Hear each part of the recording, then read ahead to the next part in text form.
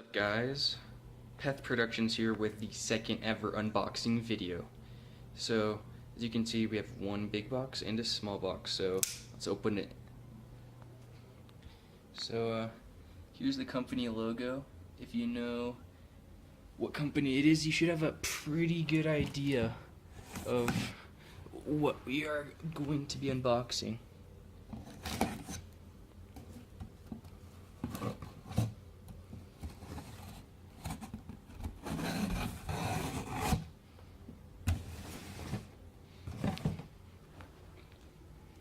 And might I add, this is not the cheap unboxing. This is probably 3 times the amount of money as the last one. So, much more value here. And coincidentally, I'm wearing the watch from my last unboxing.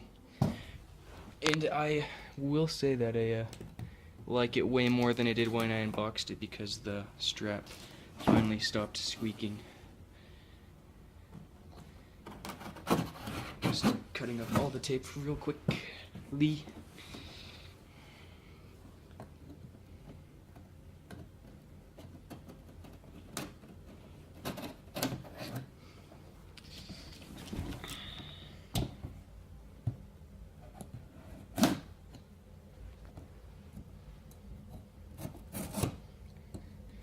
If the camera's really shaky, it's because I'm not looking at it, so my apologies. So I'm gonna open the long box first because that's mainly what this is about. And here you go, boys.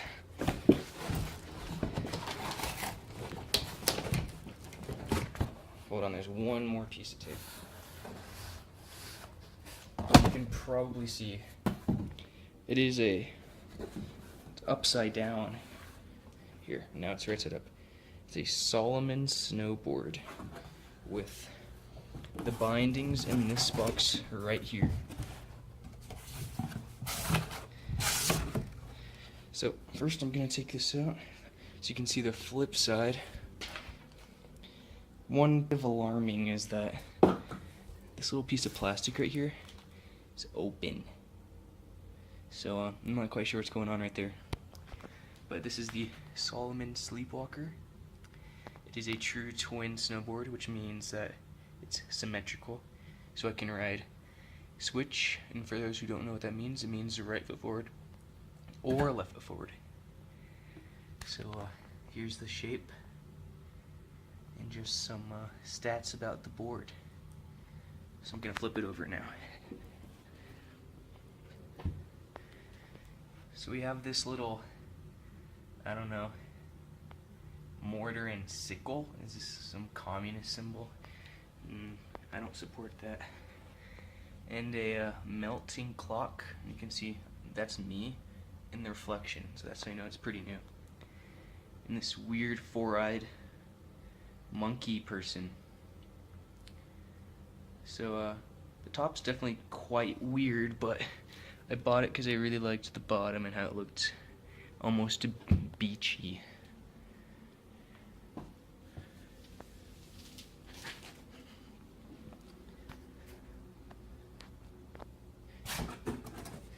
Now for the bindings. It came with the receipts, I believe.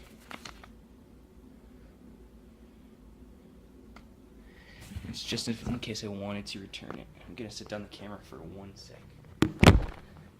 Maybe a little bit longer. Whoops. This box opened in the process of taking it out, so. Here are the bindings.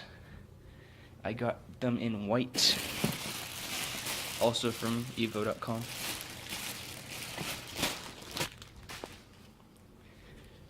So these are going to be mounted like so.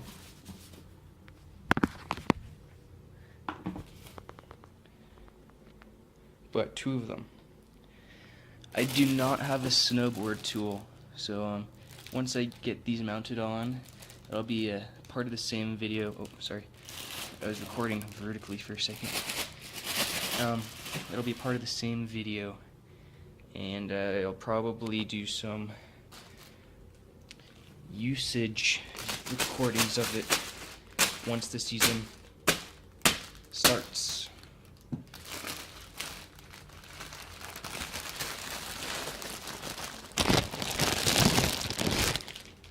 Setting it down. Okay. So this is what the snowboard will look like, and as you can probably tell by my face right now, I'm very excited. So hopefully I can put this bad boy to use during the season, capture some more Olympic-worthy tricks on this. So I'll catch you Pethers in the next video. Like, comment, subscribe, and comment what we should do next. Or I should say, like, subscribe, and comment what we should do next. Thanks for watching. Peth Productions. Gonna be continuing later. So part 2 out of the 3-part video. So I didn't really explain this, but here's the brand name, just a logo, and this is the board design name, Sleepwalker. And 155 is the length of the board in centimeters. And you can see these holes right here are where the bindings are going to be screwed in. And you might ask how, because there's a circle and circles don't screw in. Well, that's because there are discs, and the discs screw in, and you can adjust the angle so you can ride with your feet. I'll just do an example. You can ride with your feet straight or as crooked as you would like. So I'll be riding with my feet straight because it's definitely more comfortable than crooked. Just noticed a little thing here. So this is the board shape again, rock out camber. I do not know what EQ rad means. Some stars because it's I'm a YouTube star. And centered stance, which means once again that's symmetrical. So like your feet won't be towards will not be closer to one side of the board than the other. So that's always a good thing. It's actually pretty cool. The side of the board's yellow. Did not know that, but I guess I'm pleased. So here's a little chart. Make sure the light isn't glaring at it. So this would be mine, the 155. So actually that's not the chart I was aiming for. This is the chart. So this is like the hardness of the board. So the left side would be a lot more playful for like it's a trick called butter, where you like lift your board up on one side and like it bends a lot. It's basically just the stiffness of the board. And this would be like riding a rock. Side cut. This is like the edge tech, I think, right here. So this part right here is metal. That's how it digs into the snow and ice. So yeah, that's the edge cut. EQ rad is the edge cut. And that's just, not gonna lie, I don't even know. Anyways, the profile is the shape of the board. I'll show you guys. Hopefully it doesn't fall.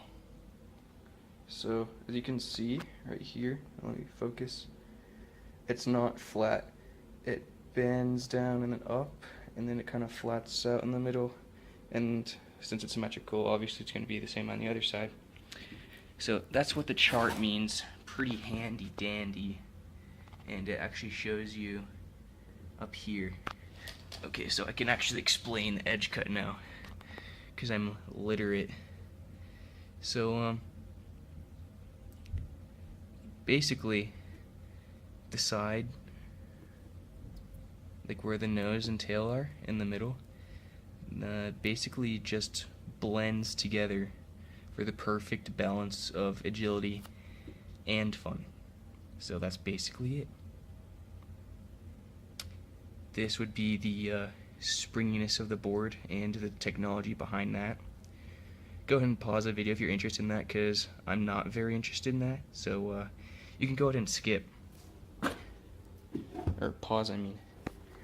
Anyway.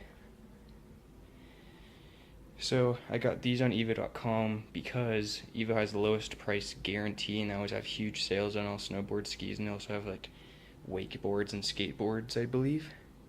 So a lot of boarding type activities. And they also have bikes, I think. So the board cost me around $280, I think it was $279, and the bindings were I don't even know, like $150. I just remember the total being $412 with tax. So the regular price on these together would have been about $580. So shopping at Evo made a huge difference, and I highly recommend checking them out. So Evo, if you're watching this, you can go ahead and sponsor me real quick. I have no problem with that whatsoever. And thanks for watching part 2 of the video. Took off this plastic wrap, and immediately I noticed this little flaw on the snowboard, and did not purchase a flawed snowboard, even though those are also on the website for a lower price. Hopefully it focuses, but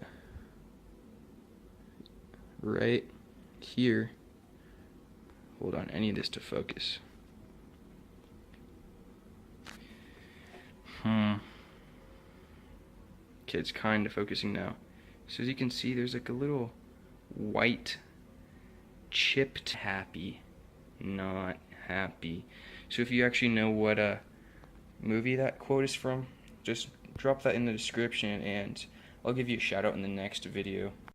I found this thing. This is with the bindings on. It's actually really cool and satisfying. It's just like a little tambourine, so if you get bored of snowboarding on the mountain, just take out your screwdriver and then just shake this thing and make some awesome music. Anywho, so I actually figured out that I have a snowboard tool, and it's also known as a screwdriver. It is a plus head. I don't even know if that's the right term. I know Phillips is flat. It's basically the one that looks like a plus. Hopefully it's called a plus head so I don't sound stupid and get cyberbullied out of my mind. So I already screwed this one and actually just did that. So there's like a few different settings. So I put it on that third one, as you can see right here. And I screwed it in diagonal order because it would give it more centeredness.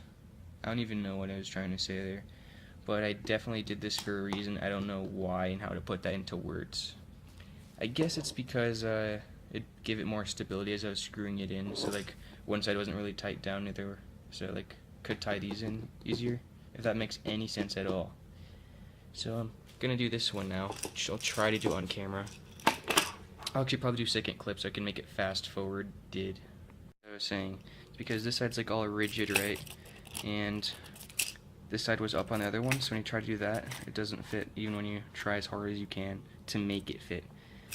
It actually has to be this way to fit with ease, so I'm willing to bet that is screwed in incorrectly. Good thing I was given instructions to do this, which I did not even read. I just tried to do it myself first, which proved to be an awful idea. So, I guess there aren't really even steps on this.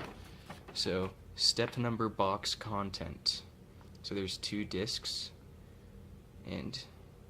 or 2 discs. So I'm definitely looking at the, I'll just tell you what's going through my mind right now. I have this one, the universal discs. Regular or goofy? Regular would be left foot forward and goofy would be right foot forward. I'm actually regular, but I'm gonna ride switch, so see how there's like 2 angled feet? I'm probably gonna do 2 centered feet, but I might put my left foot at like a 5-degree left of 90, so like 95. Hole pattern. Huh, I actually did it right without even looking at the directions. I'm a savage. So what I'm seeing is this. So the holes, the slide should be sideways, and what's cool is that I did it vertically, which means it's completely incorrect. So I need to unscrew all of these. Good thing I didn't screw them down too tightly just in case this happened.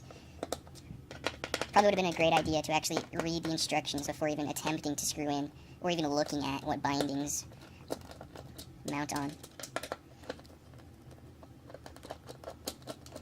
One more.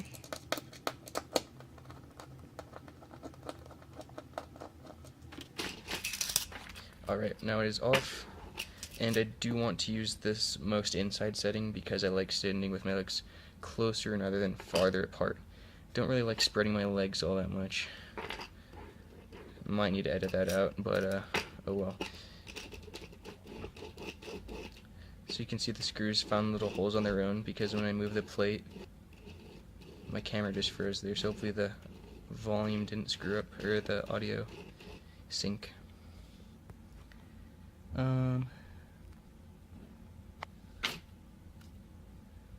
3-hole pattern, 4-hole. Okay, it's definitely this one. So apparently have to do both of these at the same time. Not really sure how I'm gonna do that, but try to figure out a way. Hopefully they're in the slots.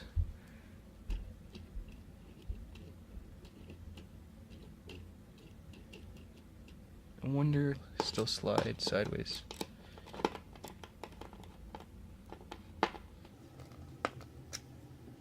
I don't know if I put that in the slot. Because it looks like there's 4 slots, 1, 2, 3, and 4 on all of these. I feel like this one it's either on 3 or like in between 2 and 3. We'll figure out by cross screwing.